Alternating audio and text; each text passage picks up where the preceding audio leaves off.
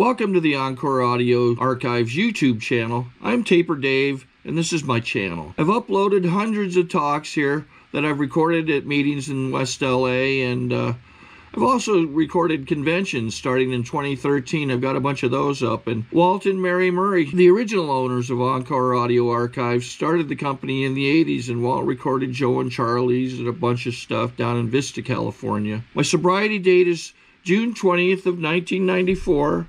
I hope you find something you like, so please like and subscribe to my channel and comment down below.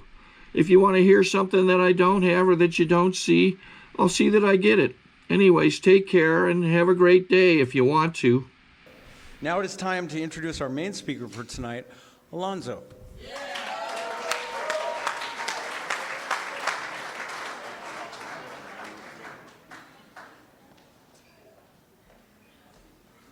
Hi, my name's Alonzo. I'm an alcoholic.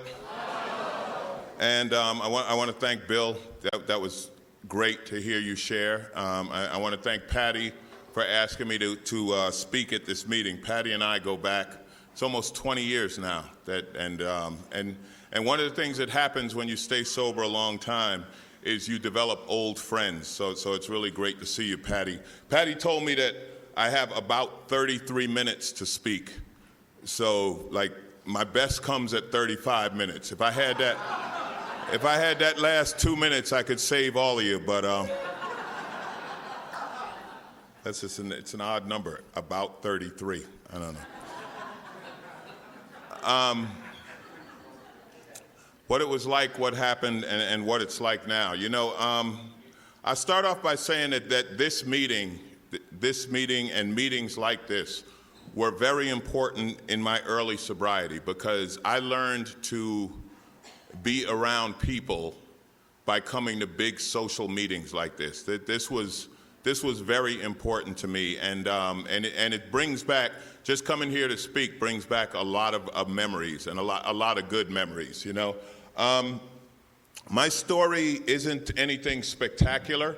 I started drinking and using when I was about 13 because the older guys did it and they were cool and I wanted to be like them.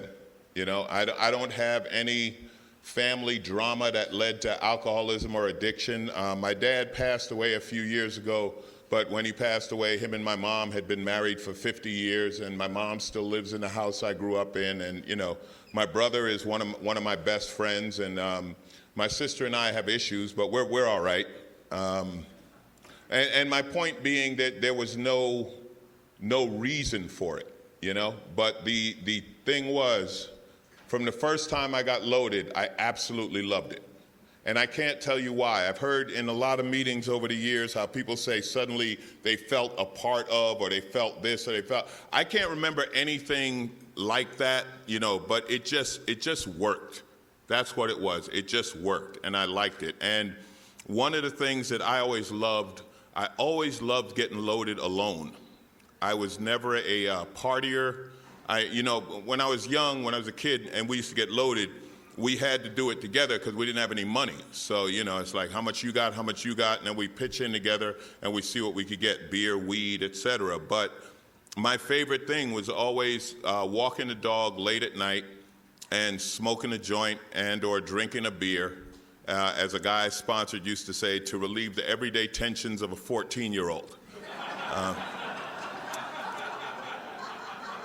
And that's what it was. It was fine. And see, the thing about drinking and using was, as long as it worked, it wasn't a problem, you know, and it worked. I lived what I like to call my early life, I guess, whatever, a charmed life. Things worked for me, you know. I was really good in school. I went to a school in New York called Aviation High School, and besides the regular high school curriculum, they also trained us to be airplane mechanics. So when I graduated from high school, I actually graduated a year early, I was only 17, and I was licensed to be an airplane mechanic. And in high school, I had a job at a catering place that did like weddings and dinner dances and stuff like that, which was great for a budding alcoholic because I could drink free at work. So once your party was over, like, our party began. You know, we'd fill up pitchers of beer and walk out and get loaded, and it was great. And I got hired by Lockheed Aircraft. They used to be in Burbank. I moved to LA, I started work at Lockheed, and the party continued. And it was fantastic, and things just fell into place for me, you know, and this is in the early 80s, and I got involved in cocaine because cocaine wasn't addicting in the early 80s. If you were around back then, you remember, they told us it was all right. And we were like, okay, I'll try it, you know? And it worked, and it was fun. And that's what it was. It was the smoking weed, it was drinking, it was, you know, that half gram on weekends, and it was, I was disconnected, but I didn't know it. I didn't realize it, and it didn't bother me. After a couple of years working at Lockheed, you know, things were falling into place. I started getting all the stuff. I got the apartment and the cars and the motorcycles and the this and that, and I decided I needed her. That was the next step. I had to find her. And I met this girl, and, you know, it looked like her, and it sounded like her. It wasn't even close to being her. It was, and I've learned this, and I've learned most of the things about my life in sobriety. I had an alcoholic relationship. You know, we met, within a month we were living together, and that was the first year things in my life went wrong. And that was something, it's something I always want to remember, because see, I had never learned how to deal with things going wrong. Like I said, my life had been charmed. I always had a good job and some money and hanging out and having a good time. I got laid off from Lockheed, and I panicked. I'd never been out of work. I didn't know what to do. And what I found out was, because I was a licensed mechanic and I had work experience, et cetera, I was highly employable. Job offers just started coming in right away. Well, the way my head works, that means that losing a job is never going to be a problem. So I crossed that one off the list, because now I can always find a job, you know. And I took a job up in Santa Barbara, and I would go up there and work during the week and come back to LA on weekends. And I came back one weekend, and she was gone. She had packed up and moved. I can only describe it as coming home literally to carpet. That's all that was left. Everything was gone, and it was devastating. It was devastating. And one of the things that I had never learned to deal with was pain. I didn't know how to deal with any kind of emotion, especially not pain. And all I knew was I didn't want to feel that anymore.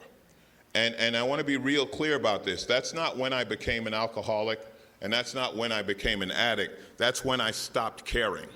That's when any of the rules I had went out the window. So the thing of, I'm not going to get loaded at work, yes, I am. And I'm going to pay the bills before I get loaded, no, I'm not. The only credit I maintained was cocaine credit. You know, the car got repossessed. I got it back. It got repossessed again. I got it back again. You know, I started doing that. I gave up my apartment. I started doing geographics. I hooked up with this aerospace company that they got contracts. You hear about in the news when airplanes have on-ground accidents, like they go off the runway or two airplanes collide on, you know, taxiing or something. I was one of the guys that used to fix those.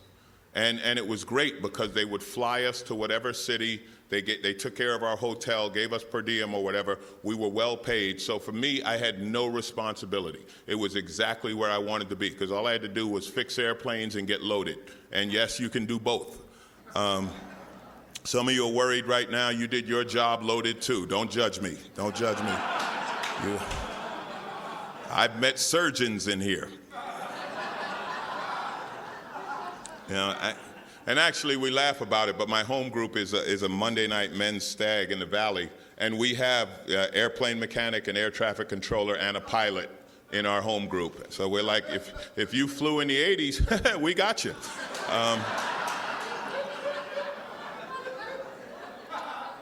But see, here's the thing about that. I'm an alcoholic, and I'm an addict. So what that means is I was very good at my job, because like Bill was saying, most of us are smart. Most of us are above average people. My first sponsor told me, he said, well, we had to be smart. We were usually working at a handicap, you know? And there was something in me, something in my addict mind knew that I needed my job to get loaded. That's how I made money, to get loaded. So I had to be good at it. And I led the double life. I led a complete double life. At work, I was like the golden boy. I was young. I was a great mechanic. They made me a lead man. I used to supervise crews in various places. We were doing a job in Puerto Rico, and I never want to forget Puerto Rico because that was when it all worked, you know. And sometimes you'll hear somebody say, "Oh, my worst day sober is better than my best day using." It's like, well, you should have been with me in Puerto Rico because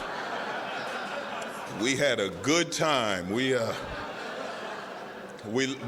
Me and my roommate, we lived in this condo on the beach, and we were dating showgirls from the hotel next door, and it was literally champagne, cocaine, and cash, you know. I was the lead man, and I handled payroll for the crew because there was a problem with the bank down there. So what they used to do was I had to cash my crew's checks and hand out money. Well, I also sold cocaine to them. So it was great because it was like, here's your pay, here's your pay, here's your change, here's your change, you know. And this is in the mid-'80s when crack was just getting popular, and my roommate, Walt, he knew how to cook it, and he had a pipe. And when we went to Puerto Rico, it was really funny. We get there, and they had like this map on the wall of San Juan, and they're like, don't go to these places marked in red. And I'm like, man, thanks for mapping it out, because now I don't have to look around, you know. And they were talking about how dangerous the people are. I'm like, they're not dangerous, they're Puerto Ricans. You know, I grew up in New York. I'm not scared of Puerto Ricans. And I made the connection. I made the connection, as we all do. You know, language is not a barrier for a cokehead, you know that. So what me and Walt would do was, like, I'd get the powder, and then I'd sell you the powder, then you had to give it back to us, and Walt would cook it, and of course we'd take back some when we did that, and then we rented the pipe by the hour, because we had the pipe, and it was hilarious. And we're having a good time. And it was a strange thing because me and Walt were like, we wouldn't let each other smoke too much, right? But we'd throw a rock on the floor and watch people look for it. That was, you know, television was in Spanish. We had to do something. And you see, I never want to forget that. I never want to forget that because 9 months later, we were on a job in Oakland, and all the guys who I worked with, they left and went to another job, and I stayed because the company offered me a permanent job, and now I was on the rug looking for that rock.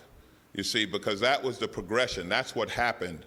So it never got good again, you know. And then after Oakland, I went to Dallas, and I had another job there, and after 4 months, that job ended, and I was stuck. I had no money. I was living in an apartment. The rent wasn't paid. The electricity was turned off, and I had nowhere to go.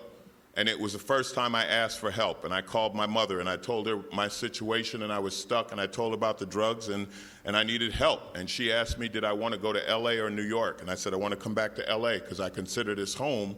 And she sent me the money to come to LA.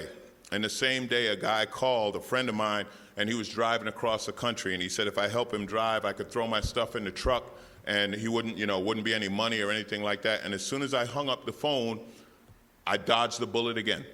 And the money my mom gave me, I went out and got loaded, and I came back to LA, and I got my old job back at Lockheed, and I started over again. And after 3 months, one more time, I was at the bottom, and I was going to get fired from Lockheed because Lockheed used to pay on Thursdays. You can't pay me on Thursday if you open on Friday. That's ridiculous because that's not even my fault. You know, the hell, you give a crackhead money on Thursday and Friday morning, I'm not going to be there, you know? And I was going to get fired for missing work. And what happened was, they had rehabs, and they had what they called the Employee Assistance Program, and you would go there and say, I have a problem, and they would send you to some kind of rehab for 30 days, and then you'd go back to work, and it wouldn't be on your record. It was like a medical, you know, and for me, that was perfect because, like I said, I led the dual life. I was the great mechanic during the day, and I'm the addict and alcoholic at night, but now the addict and alcoholic is merging into the job.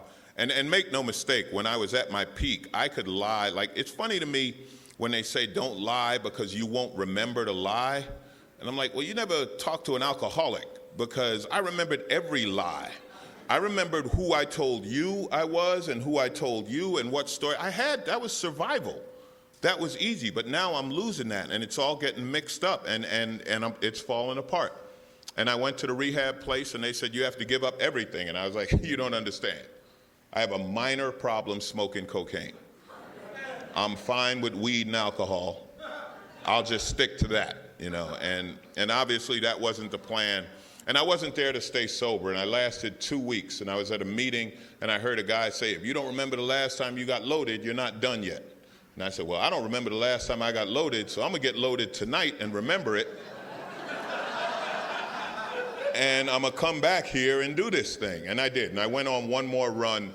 And what happened was I got laid off from Lockheed. And throughout my aerospace career, that's where I was lucky. I would always get laid off before I got fired, so nothing would ever be on my record. And I set up another job. I was ready to leave town and all of that, and I got busted.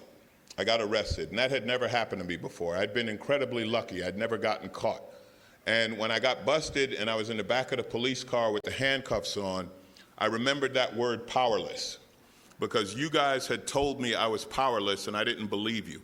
See, when I was drinking and using, I used to work out a lot. I was a big guy, and I was very intimidating because I was very angry. And I've learned in sobriety I was very angry at myself, but I was angry. So when you said I was powerless, it was like, no, I'm not. People get out of my way. You know, I walk down the street, white people cross the street. They move, you know. That was my thing. But I never hit people. I never touched people because I knew you go to jail for touching people, but there was no penalty for scaring the shit out of them. And it was one of my tools of manipulation. So powerless didn't register with me. But when I was in the back of the police car with handcuffs on, I knew exactly what you meant. Because in that moment, whatever was going to happen in my life had absolutely nothing to do with me. It was just going to happen.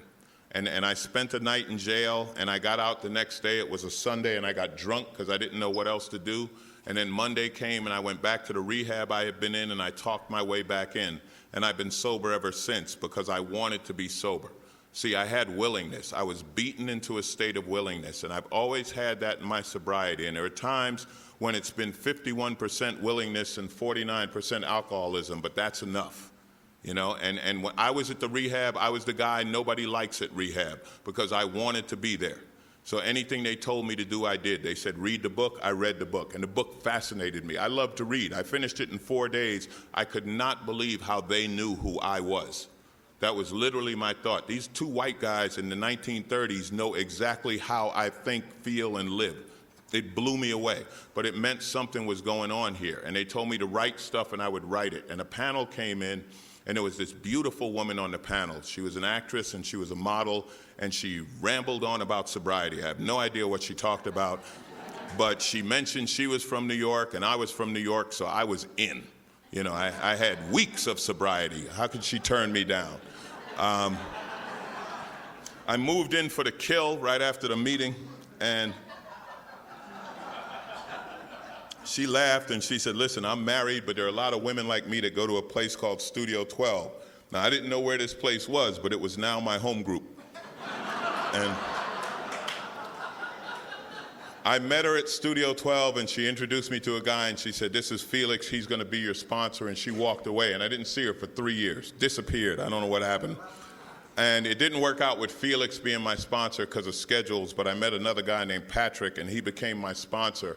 And I met the guys at Studio 12 who absolutely saved my life, because those guys looked at me and they said, sit down, shut up, and listen. You're full of shit, you don't know what you're talking about, and you're going to do what we tell you to do. And I've learned in my sobriety, I've been sober a little over 23 years, I've learned that that approach doesn't work for everybody. Everyone needs a different approach. Some need educational, some need loving, some need, you know, a buddy. I needed my ass whipped. And that's what they did. I said I was intimidating. They introduced me to guys who had been in prison. They introduced me to a guy, Joe G. Joe G had been on death row at San Quentin. Now, I might be tough in Sherman Oaks, you know, but you've been to San Quentin, I'm gonna listen to what you have to say. You might have something important I can learn from, you know? And they told me what to do. And they told me right away, they said, this is what you're going to do. You're going to go to a meeting every day. you're going to pray every morning and every night. You're going to talk to other alcoholics, and you're going to read the book and do the steps. And they told me right away that's what it's going to take to stay sober. And I've done it since. And I haven't done it perfectly, but I've done it my way. And I've been sober since. There weren't any secrets. They didn't hold back. And they taught me by action. Everything was about doing. It wasn't about saying. You know, and I had a group of friends who I came in with, and we laugh about it now, but we believed, like, for some reason we had convinced ourselves if you didn't do what your sponsor said, you were going to get loaded. So whenever they told us to do something, you know, we're newcomers and we're on coffee, so we're up till 2, 3 in the morning. Like, did your sponsor say, yeah, did you do it? Oh, you have to do it. You didn't do it, you better do it, blah, blah, blah, you know. And we're going, but we did what they told us to do, you know, and they laughed. They laughed. My sponsor would be nice to me, and he would pick on my friends, and it was this weird relationship we had, but it was so good, you know, and they laughed at me until I could laugh at myself. Like I said, I was angry. I used to come to meetings, and I'd stand in the back and just be mad, you know, and there was this guy, Jay, who would stop the meeting when I showed up and give me a round of applause. You can't stay angry when people do shit like that. You want to, but you're like, okay, I guess I gotta drop this, you know. And I was getting coffee one day, and they said, you're the new coffee guy. I'm like, you don't understand. First of all, I don't know how to make coffee. Second of all, I got other shit to do on Saturday night. And they said, well, we know you don't know how to make coffee. You're a newcomer. You don't know how to do shit. We're going to show you how to make coffee. And what you got to do on Saturday night is have your ass here an hour before us, because when we show up, the coffee better be ready. And they walked away. Nobody hung around for my rebuttal. It was brilliant. I had worked it out in my head. And what they didn't tell me was, because I had to be there an hour early every week, I would meet everyone at the meeting. I had no choice. I was there for an hour. And because it was a book study in the course of my 6-month coffee commitment, I would go through the book. And that's how they taught me stuff. You know, Bill talked about spirituality. My first sponsor, Patrick, told me, he said, listen, paying the phone bill might be the most spiritual thing you ever do, because you've never done it before. And I kept the same phone number for 17 years. And I was so proud of that.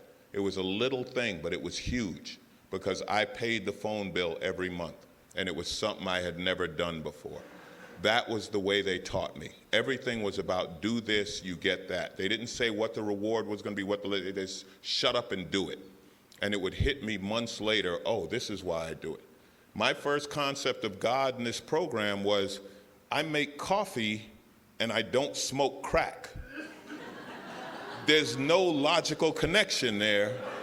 So I just said, well, God's somewhere in between the coffee pot and the crack pipe. You know, that's that's how it was, you know, and I love these guys because they taught me. And they showed me by doing. You know, I got the letter from the IRS. If you haven't got the letter from the IRS, you will.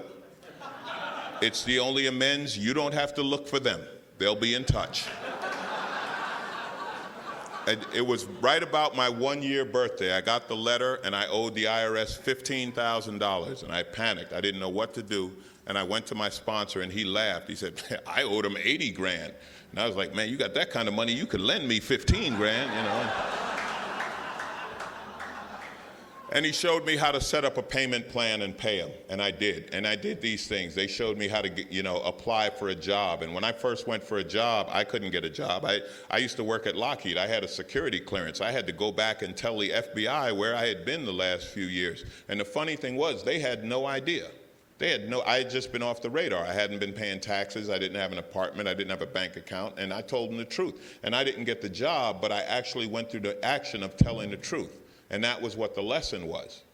And over the years, things started getting back together. I got back into aerospace, and I started teaching new mechanics, and I loved it. And I could make them laugh, because I always had a sense of humor, but my sense of humor was always used to deflect. Either it was used to take attention away from me, or it was used to make you smaller and me bigger.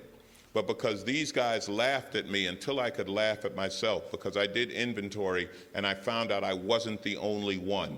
And that was such a huge thing, because like I said, I drank and used alone. I didn't know anyone did what I did. And I found out from you guys, and I found out from my inventory steps 4 and 5 with my sponsor, I wasn't the only one. And it changed, and I wasn't as angry anymore. And I was teaching, and I said, I want to be a comic. And they said, you can do it. And I said, how? My sponsor, I have no idea.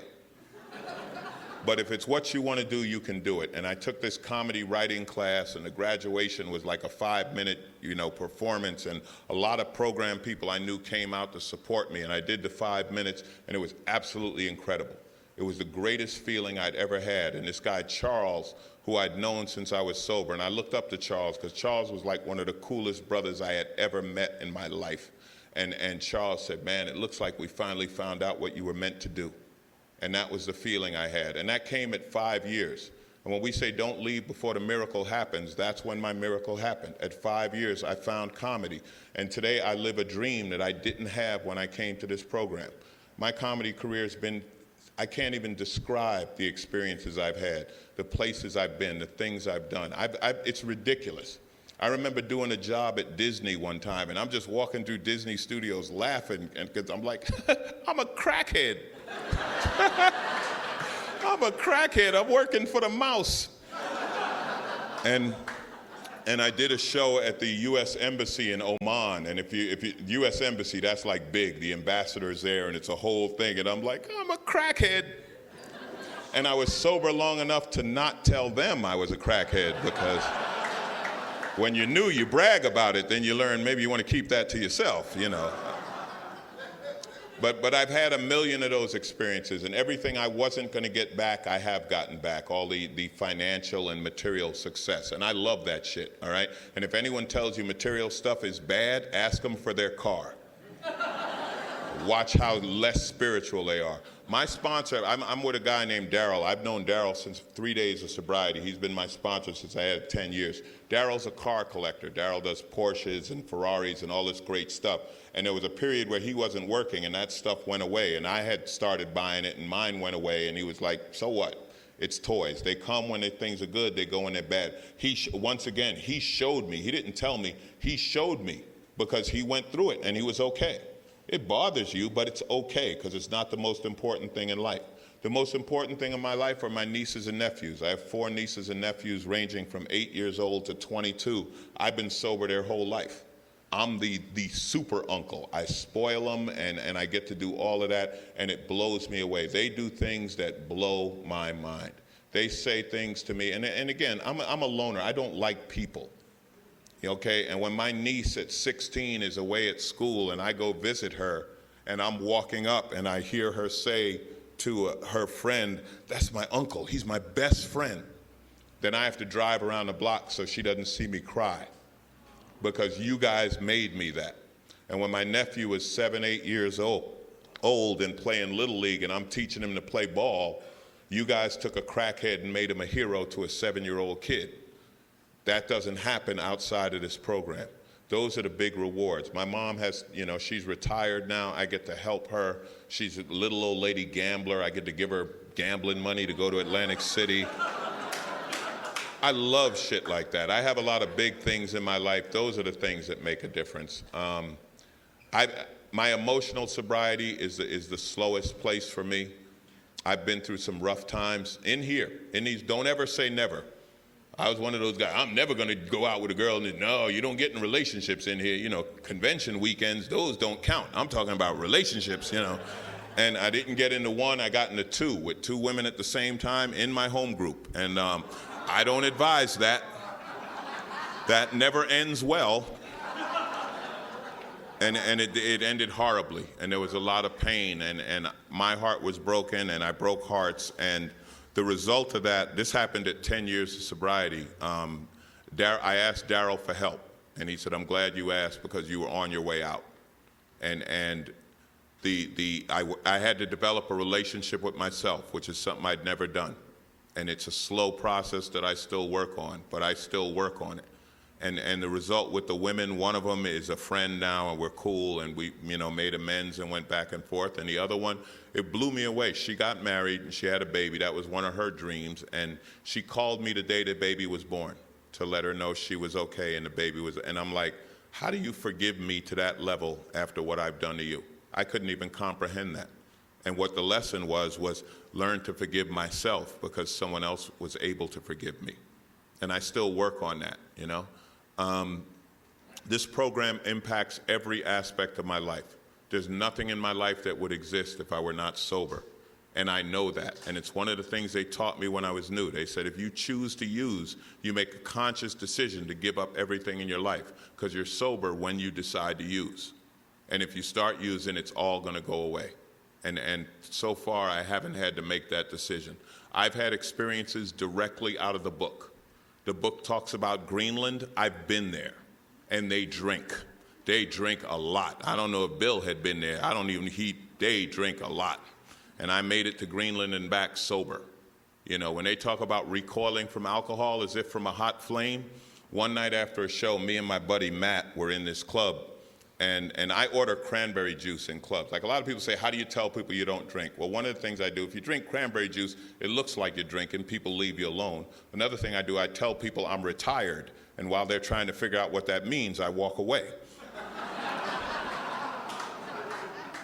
So I order my cranberry juice, and they give it to me, and and there's vodka in it, right? And I'm like, ah! I spit it and literally threw it away. And Matt, who's not sober at all, was like, what's wrong? I said, there was vodka in that. And he looked at that bartender. He was like, what the hell is wrong with you? Don't you know you could kill him with that shit? Blah, blah, blah, blah.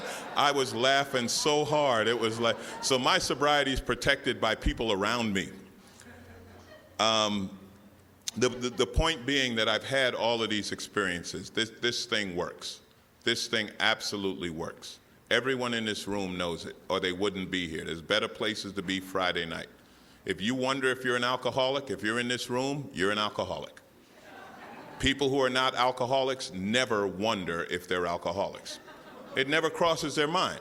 Ask them. Ask an ordinary person, hey, go to work Monday. Hey, you ever think you're an alcoholic? They'll walk away from you. They will. They just walk away and say, I think you are, but... There's laughter in these rooms. There's love in these rooms. If you take a chance on us, we will help you. And the last thing, the thing I want to close with is, because there's a lot of new people in this room, I'm going to tell you right now, everything you've heard about AA is true. There are inappropriate relationships in AA, sexual, romantic, and otherwise. There's gossip in AA. There's cliques, and you're not in them. I'm serious. That fights, verbal and physical, absolutely. I slapped the shit out of a guy at a meeting, you know. Not proud of it, I'm just telling you the truth. It's happened. And the reason I say all this is because if you're looking for an excuse to leave here, if you're looking for a back door, there's a million of them. We're alcoholics. We're people who would not ordinarily mix. Right now, there's a room of a couple of hundred people in here struggling not to just think about themselves. It's what we do. So any of that stuff goes on. But here's the thing, and this is what's different about AA, and this is the magic or the miracle or whatever you want to call it. If you take a chance on us, if you don't know how to stay sober, and you say, I don't know, I need help, I'm scared, I'm lonely, any of those phrases, all of that other shit disappears. And the most important thing becomes you staying sober one more day. Because the one thing we're better at than anyone on earth is staying sober one more day no matter what. I was told when I got here, and I absolutely believe it, anything you can think of, someone in here has done. We've gone through the most horrific problems, and we've gone through the most fantastic success sober. And if you don't know how to handle it, we do. And if I don't know, I know somebody that does. And we'll hang with you, and we'll talk with you, and you'll get sober, and you'll know you got it, because one day you're going to be saying it to somebody else. And when you get that, when you start talking to someone, you're going to be like, where the hell did that come from? That was brilliant. Because you forget who you heard it from, and then you take it for your own. That's how this program works. One alcoholic talking to another is the most powerful thing in my life. I've learned everything in this room. I've heard things in my first year that I still remember. We talk about being fearless and all that. We love, be fearless. This guy Mike was like, fearless shit. Sometimes you just got to do it scared. I was like, wow. Got to remember that, you know. I remember going to a meeting and this, at this old timer Marty, I was like, man, I feel like killing myself. And he said, congratulations, you didn't even think of using. And I was like, you're right. Yeah, I went straight to suicide. I'm getting better. And the fact that you're laughing at that means you know, again, you try some of this shit on ordinary people, they're gonna step away. They're not gonna, yesterday I was thinking about suicide. Oh, it was great. I am so happy to be sober, even when I'm not happy in my life, even when my perspective is off and I'm whining and I'm not getting what I want, or I'm mad, or I'm whatever, I'm still sober. And on some level, I'm happy to be sober, and that's why I'm still here. Before I go, I want to say one quick thing. I have to work tonight, so I'm not going to be able to hang out and say thanks, shake hands with everybody. I love you guys, and I appreciate the sentiment, but I really have to run. Patty, I'm humbled by this. Thank you so much for letting me do this, and I thank you all for letting me share. Thank you. Good night.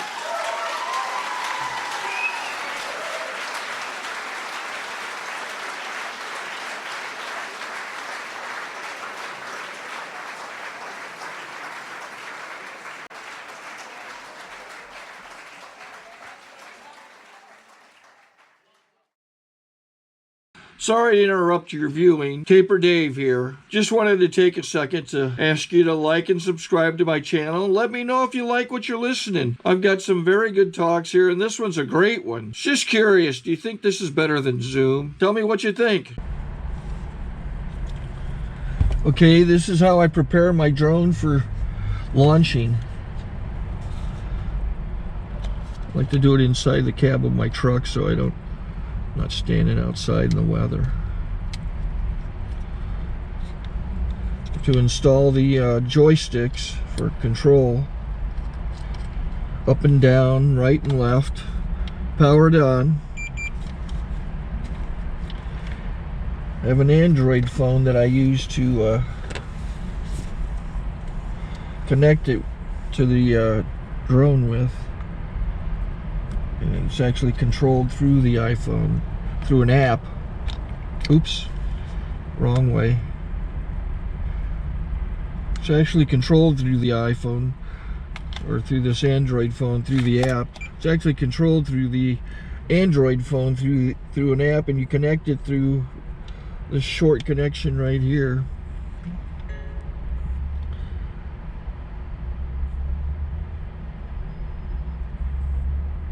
Remote control connected. Remote control's connected. So I pull out the drone. I have to extend the legs. Long legs extended first, then the short legs.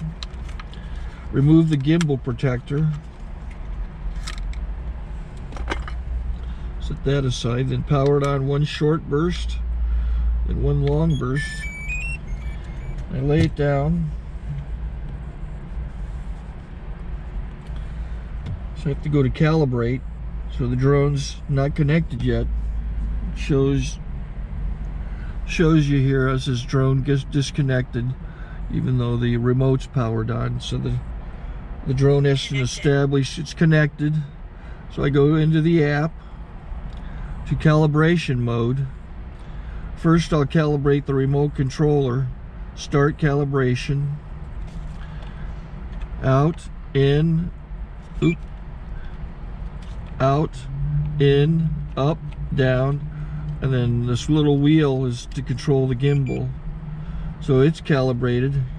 Go to gimbal calibration, start calibration, and then it calibrates the gimbal. I don't know if that shows up. The gimbal's moving all over the place. Changes, you can see it on the video. And I'm calibrated to take off. It's acquired 7 satellites at the moment. There are 26 satellites up in the sky, which it has to acquire before you can take off. So it's connected. It's got enough satellites. This is white. I can go to press this little arrow button, swipe right to take off, and it would start the motors if I slid this to the right, but I'll wait till I get outside. Don't want to do it inside.